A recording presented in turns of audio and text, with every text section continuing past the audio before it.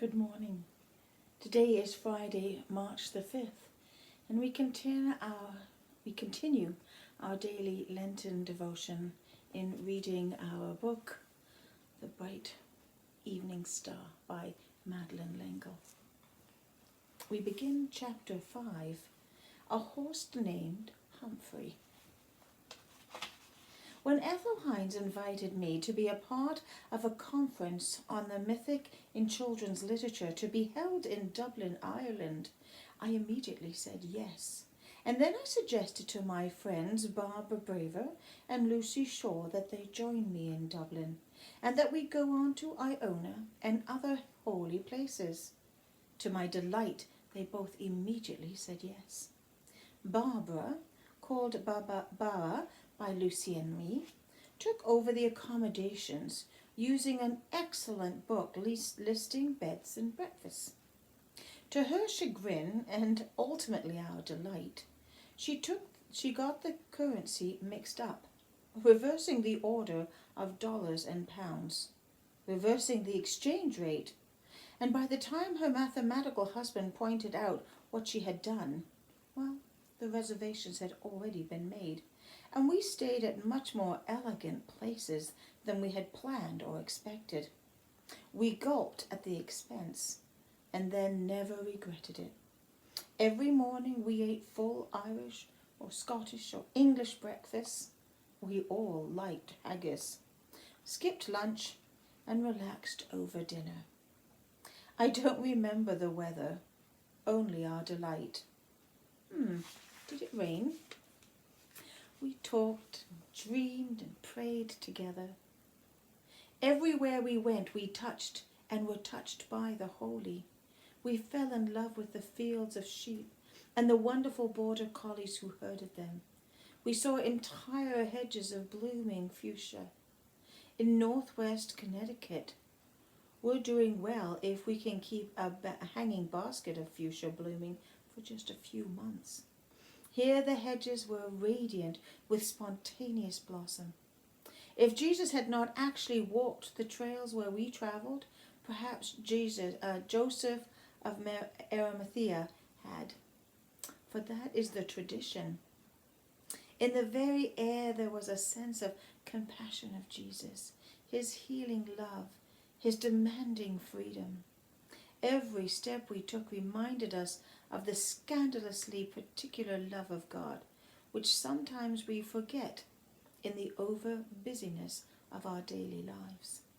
We were a delighted Trinity, and we enjoyed the fact that during the time of our pilgrimage, Barbara was 56, Lucy was 66, and I was 76. In our hearts, there was no chronological difference, nor in our sense of the holy.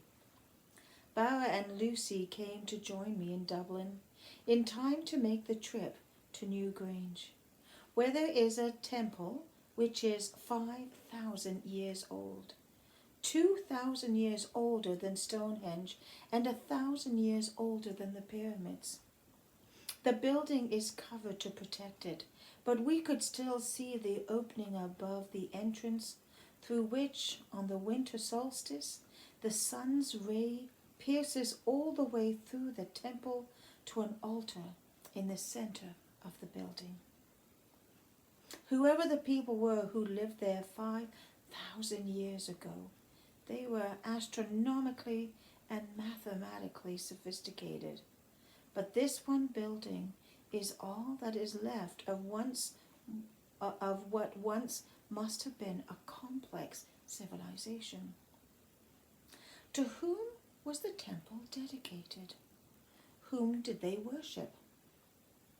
I was particularly fascinated because about 10 years earlier, when my husband and I were in Egypt, we had seen a similar temple. It had been on an island that was going to be covered with water when the Aswan High Dam was built. So the temple had been moved stone by stone, each carefully computed to another higher island.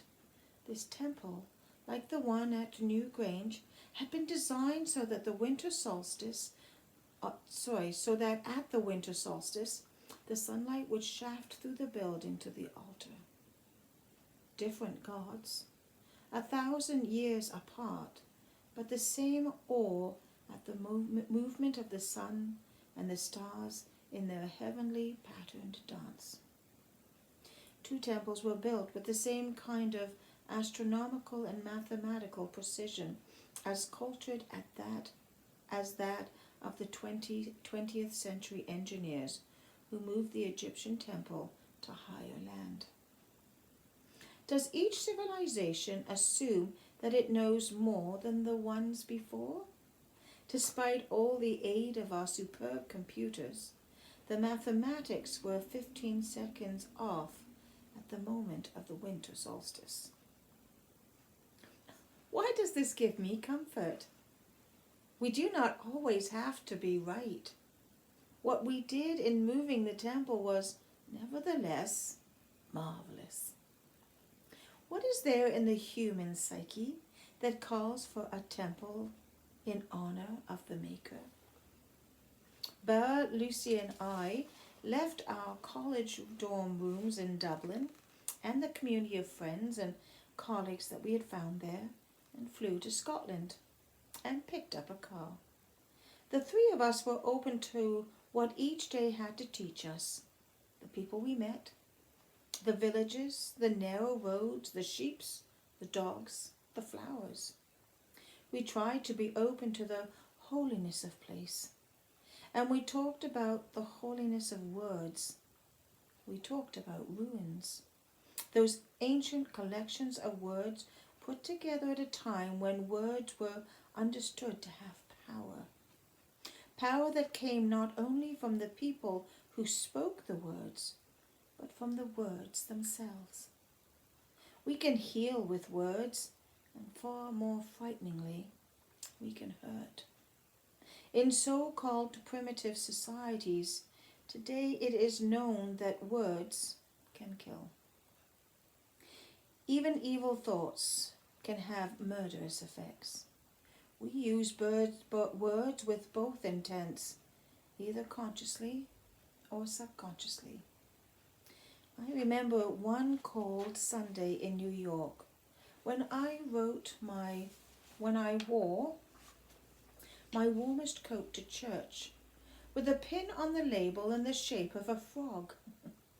As I came into the meeting hall, saying hello to people as I passed, a young man said, "What an interesting pin." "Yes," I agreed. "It is a Christmas present from one of my granddaughters." "Isn't it a symbol of Satan?" It was more a statement than a question, and it shocked me. "Well, no," I answered. "It's a symbol of resurrection." "What?" "It's a symbol of resurrection. The tadpole turns into a frog. The caterpillar turns into a butterfly. They are symbols of resurrection." I was still shocked. I think he was still unconvinced. But why on earth would he ask such a question of a fellow Christian, someone who came regularly to church, someone he saw every week? What was in his mind? Words which hurt. After the service, a woman came to me and took my hands. "You were so kind to me last week. You put your arm around me and you let me cry." Words of healing. Sometimes we are aware of the effect our words may have. Sometimes we are not. On our trip around the narrow Scottish roads, Lucy and Barbara and I found it easy to use the words of healing, opening ourselves to each other, knowing instinctively that we would not be misunderstood. We shared joys and griefs. We gave and received words of healing. When I started to write A Swiftly Tilting Planet, I had the plot pretty well established in my mind. but I wasn't sure how to get into it or how to structure it. While I was struggling with this, I opened the day's mail, and there, from a friend who was in Scotland visiting Iona, was a card with the words of Patrick's ruin, the ruin which was to be the backbone of my plot. In this fateful hour, I place all heaven with its power, and the sun with its brightness, and the snow with its whiteness, and the fire with all the strength it hath, and the lightning with its rapid wrath, and the winds with their swiftness along their path, and the sea with its deepness, and the rocks with their steepness, and the earth with its starkness. All these I place by God's almighty help and grace between myself and the powers of darkness. So there was the structure of my novel. Come to me in the mail.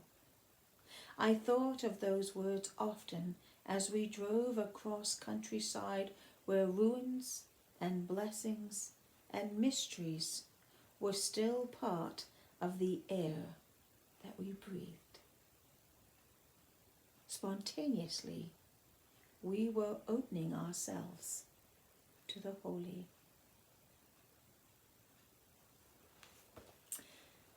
Thank you for joining me today for our Lenten devotion. I look forward to seeing you again on Monday as we continue reading Bright Evening Star. But please feel free to join us tomorrow, Saturday at 10:30 for our children's focus if you wish, or Sunday morning at 10 a.m. for our morning prayer worship. Until then, take care, stay safe, and God bless. Bye-bye now.